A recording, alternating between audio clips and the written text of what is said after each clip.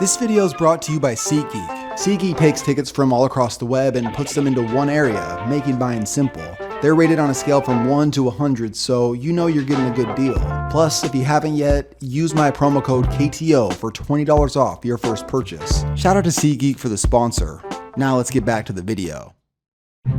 In the world of sport, revenge can often be a major component in a game's storyline. This usually goes down in one of three ways: team versus team, player or coach versus team, and player versus player. Team versus team happens all the time. A division rival gets the best of you, so when that rematch takes place, you're ready to stick it to them. Player versus team takes place multiple times a year. For example, Brett Favre leaving Green Bay, then returning to Lambeau in a rival's uniform. Whether or not you're a fan of either team, that's must-watch TV. But what about player versus player? This doesn't happen often, but when it does, it's unforgettable.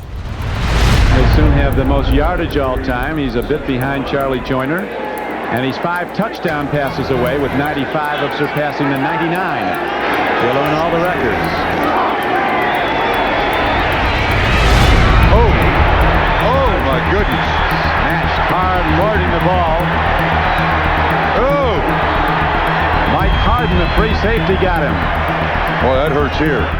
This was a scary moment. Steve Largent laid on the field in a daze for nearly 5 minutes. I was out before I ever hit the ground. It was like getting hit by Mike Tyson. The hit was so intense. It had broken 2 of his teeth, gave him a concussion, and somehow had broken the bars on his face mask. A hit like that today would call for an immediate ejection and possible suspension. But this was the 1980s, so Broncos safety Mike Harden was fined $5,000, and that was the end of it. To some, it seemed that Steve Largent's career could be over. He was 33 years old when this happened. A lot of dudes close to retirement who take a hit like that are calling it quits right then and there. Not only did Steve Largent return and play the following week, but later that season, he would create one of the game's most iconic moments. Seattle's done a good job of taking time off the clock with only 8:47 to go in the first half.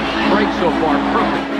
The Broncos and Seahawks were division rivals at the time, so they played twice a year. This time around had playoff implications. Both teams were 7-7, and the winner was all but guaranteed to clinch a playoff berth. Plus, things were getting heated between these guys. There was a lot of bad blood, and considering what happened earlier in the season, the Seahawks were pissed, especially their leader.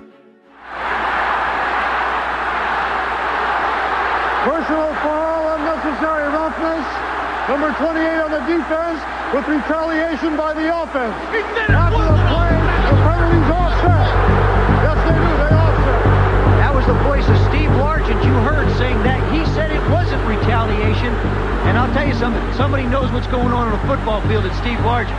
Largent's right. And he was simply defending his teammate because he clearly did nothing wrong in that situation. Given the circumstances, with Seattle in scoring position and the whole stadium fired up, what happened next is fate. Get the penalty out. Bad job of officiating right there. No retaliation. Craig on 3rd and 1. Blaze intercepted by Harden.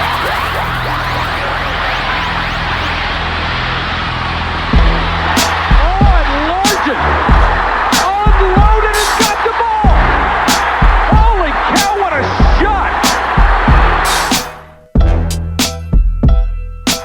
But the hit by Largent.